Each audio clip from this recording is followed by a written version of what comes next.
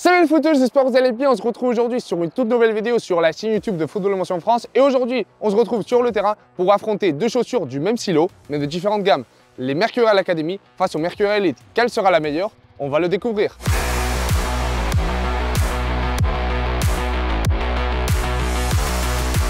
Alors premièrement les footeux, nous allons tester la gamme Academy des Nike Mercurial. Tout premièrement, ce que nous allons faire, c'est voilà, je vais vous donner mes sensations lorsque nous introduisions notre pied pour la première fois à l'intérieur de la chaussure. J'ai déjà mis le pied droit, puis nous allons passer maintenant au pied gauche. Alors, première partie très intéressante de cette gamme Academy, c'est qu'en fait, la languette, nous pouvons la sortir pour en fait faciliter l'introduction de notre pied.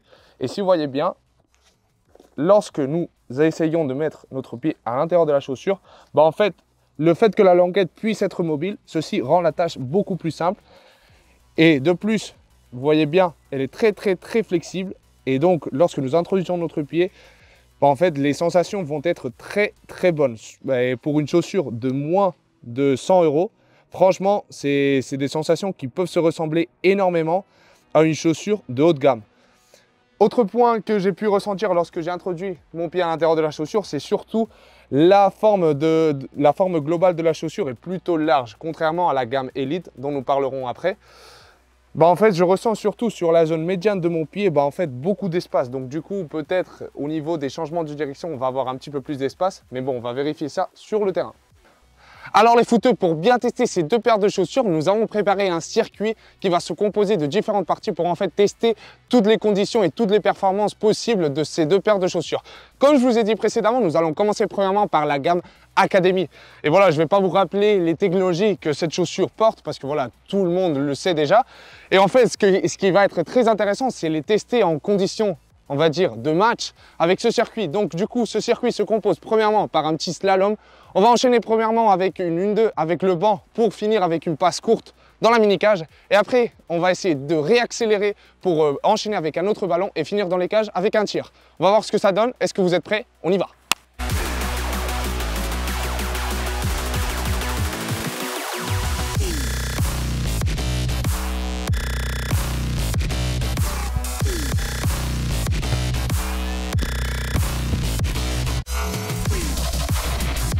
Donc du coup les footeux, sensations que nous avons avec les Nike Mercurial Academy. Premièrement, sur la zone surtout du slalom, je ressens beaucoup de pression sur la zone externe du pied, c'est-à-dire cette zone ici.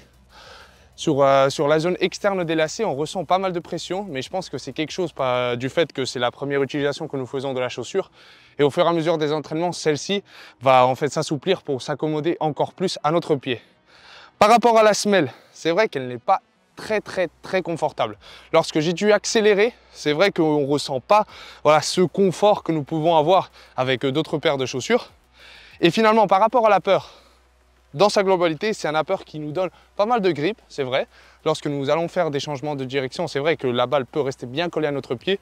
Et surtout, c'est une chaussure qui a pas mal de matière sur la partie de l'upper. Donc lorsque nous allons frapper le ballon pour tirer ou soit faire une passe comme nous avons fait sur le circuit, c'est vrai qu'on ne ressent pas le ballon très proche de notre pied. Mais par contre, la précision, elle est toujours là. Donc, dans sa globalité, c'est une chaussure qui est très performante. Mais depuis mon point de vue, si on faisait quelques ajustements, notamment au niveau de la semelle, celle-ci pourrait passer au niveau supérieur. Alors les footeux, nous avons déjà testé la gamme Academy des Nike Mercurial et maintenant, nous allons passer à la gamme Elite. Vous voyez bien, j'ai déjà mis bien évidemment le pied droit, nous allons passer à mettre le pied gauche. Alors premièrement, la forme déjà de la chaussure lorsque nous l'avons entre les mains a l'air d'être un petit peu plus étroite que la gamme Academy. Donc du coup, par ce fait, on va peut-être avoir un petit peu plus de difficulté à introduire notre pied à l'intérieur de la chaussure au début. Mais bon, personnellement, je pense qu'avec le Flyknit sur la zone de l'empeigne qui est très élastique, ceci va rendre la tâche beaucoup plus simple.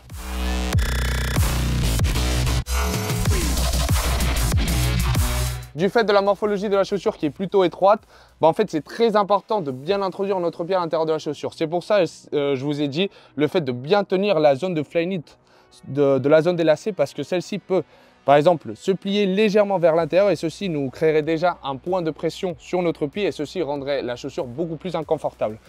Par rapport au reste de la chaussure sur la zone du talon, c'est très positif parce que je ressens en fait que le pied est parfaitement ancré à la chaussure donc du coup ça me donne énormément de sécurité.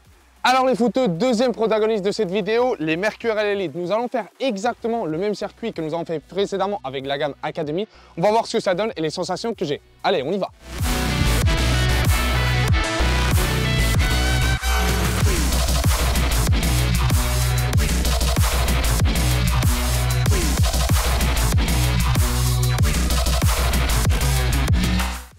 Alors les footeux, sensations que nous avons lorsque nous testons les Mercurial gamme Elite.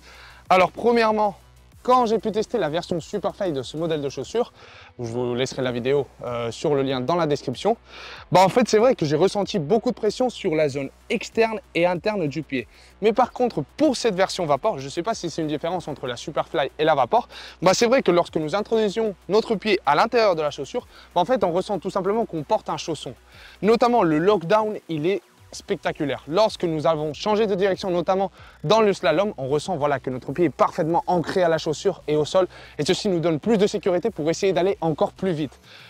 Puis par rapport au grip que nous avons sur la peur de la chaussure, je ne sais pas si c'est la technologie ACC, si c'est la Vaporseed Plus, mais c'est vrai que lorsque nous avons changé de direction avec le ballon dans les pieds, c'est vrai que nous ressentons que notre ballon reste collé complètement à notre chaussure. Et notamment lorsque nous allons faire des passes, en fait c'est vrai que les sensations que nous avons, c'est que le ballon est très proche de notre pied, contrairement à la gamme Academy que nous avons testée précédemment.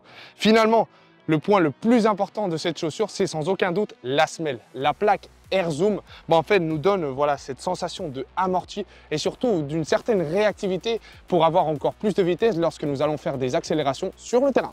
Donc du coup les footeux, pour conclure cette vidéo, nous allons comparer les deux paires de chaussures grâce aux sensations que nous avons eues sur le terrain. Alors premièrement, on va commencer par la gamme Academy. Dans sa globalité, en fait c'est une chaussure de entrée de gamme, mais en fait la performance qu'elle nous donne sur le terrain, elle est plutôt intéressante.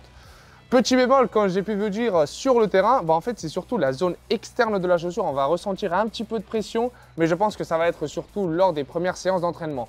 Par rapport à la semelle, j'ai utilisé la plaque MG, c'est-à-dire Mixed Ground. C'est-à-dire c'est la semelle qui va s'adapter à tous les terrains possibles, que ce soit pelouse naturelle ou terrain synthétique. Et personnellement, le fait que cette semelle alterne des crampons coniques et des crampons en lamelles, et notamment sur la zone externe du métatarse, des crampons en étoile de 3 pointes, nous donne cette versatilité qui est très intéressante et très importante pour une chaussure d'entrée de gamme.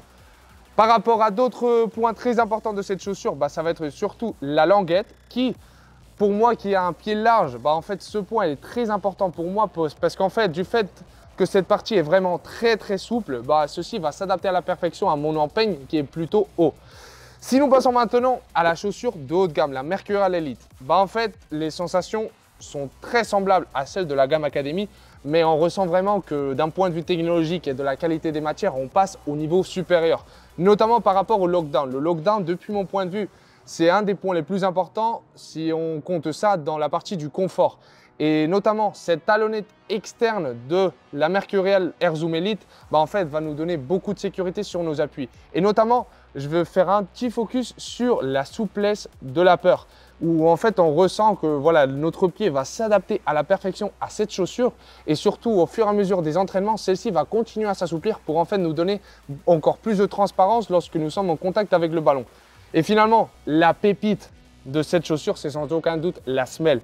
La plaque Air Zoom, comme j'ai pu vous dire, sur le terrain, va nous donner cet extra de confort qui peut-être dans les générations précédentes des Mercurial, ceci manquait. Mais ici, dans ce cas-là, pour cette Mercurial Air Zoom, nous ressentons beaucoup de confort et surtout une certaine largeur sur la zone du métatarse qui, par conséquent, va s'adapter à une plus grande quantité de joueurs.